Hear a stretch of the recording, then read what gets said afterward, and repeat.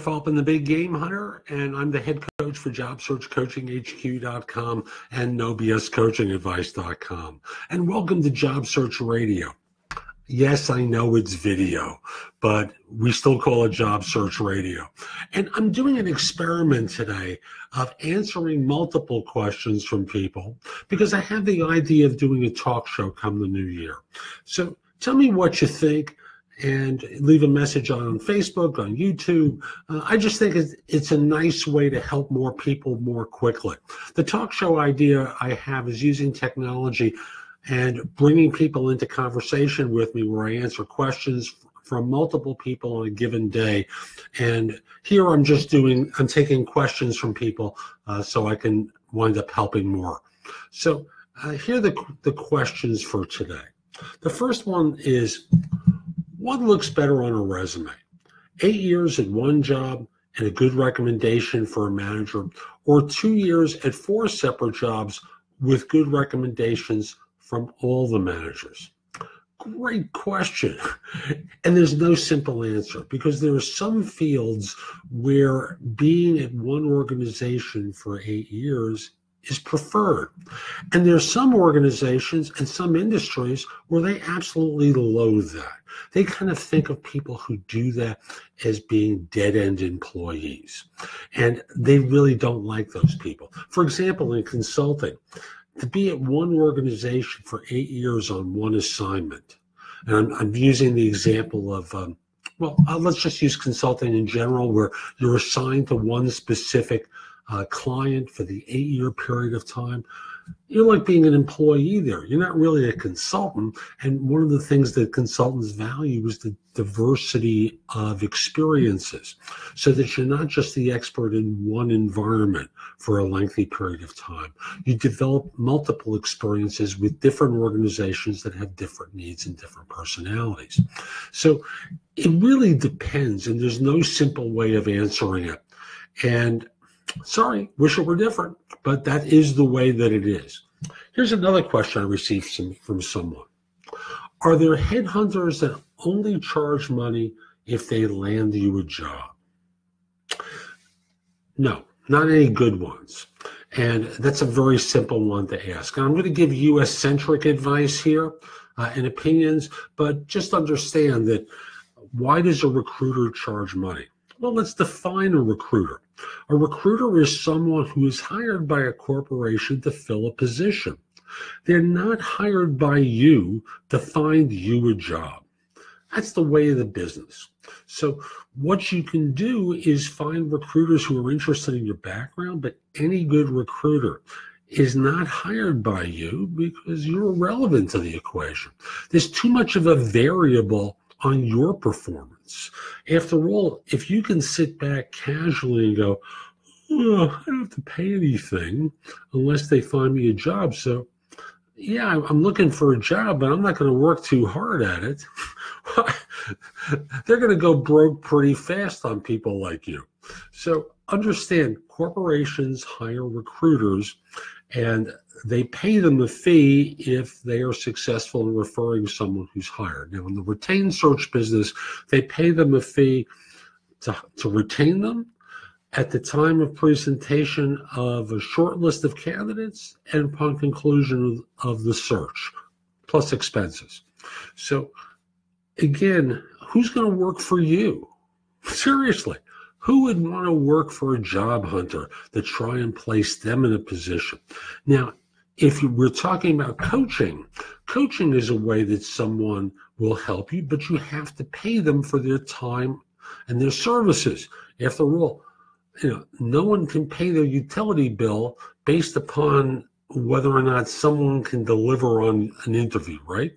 So not a very productive situation for you as the job hunter, and certainly would not be one for the recruiter if they were trying to find a job for you. Third question, I'm going to do 5 today. If you are given a written notice at work, should you be looking for another job? Could that mean they want to get rid of you? I can only shrug my shoulders because when you're given written notice, it is a warning. And they're building a case on your performance. Did you notice that when they met with you to give you that written notice, they talked with you about the importance of improving your performance so that, at the end of a particular period of time, unless you improved your performance, they would have the right to let you go, to fire you for poor performance. If you weren't listening, well, that could be one of your problems, because that is the purpose of a written notice, is to put you in the position of being notified that unless your performance improves, they will fire you.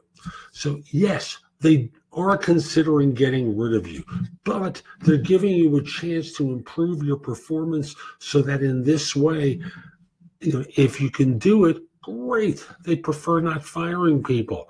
But if you can't improve it, you're out the door. So hustle, guy. Hustle, lady. Put in an effort. And I'll just use an example of someone who I coached a while back who had a person working for them who just was not putting on a good performance. Poor sales, poor delivery, didn't really put in the hours. He gave them a write-up, a written notice to let them know that they weren't performing well. They did it in conjunction with HR and set down the performance criteria that this person needed to meet by end of year, or else they would be terminated.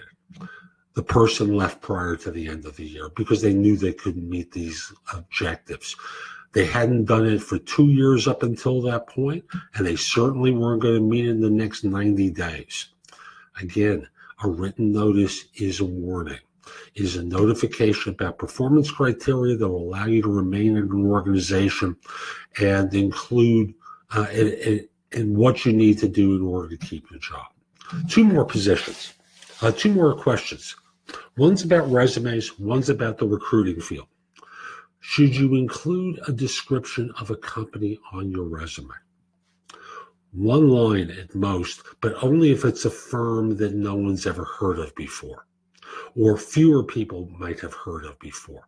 So for example, if I said to you, JP Morgan Chase, why would you waste the space on describing them as an international banking concern with headquarters in whatever your nation is and whatever the city is? It's goofy. It's a waste of time. But if you work for three imbeciles in a garage and you're a software developer, you might want to describe what the imbeciles do in order to to illustrate to employers that it's an organization of significance. So if we were describing this company as a 200-person software development firm headquartered in Tokyo that provides software services to the financial services industry, suddenly the three imbeciles don't look like imbeciles, do they? And I'm using a goofy name, obviously, but pick any company name, and suddenly if it's a firm that no one's ever heard of before, now they might hear of them. And thus it makes more sense for people. So consider only if you have a situation where someone might not have heard of your employer. By the way, how am I doing so far? Leave a note for me, a comment to let me know that this is a format that you like.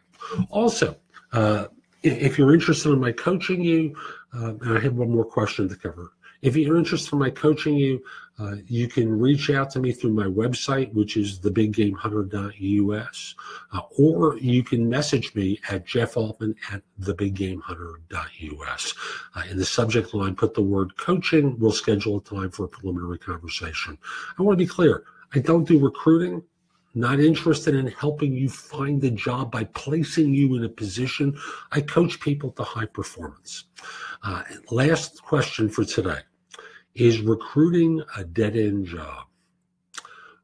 I'm going to define a dead-end job as I see it. A dead-end job to me is one for where there's no upside potential. You are stuck doing the same thing for the next 40 years of your life. Now, by that potential, there's a limited career path within recruiting. Number one is you make more money. That's a great career path. You start off making $50,000 a year, for example, and a year or two later, you could be making $250,000 a year just by doing sales.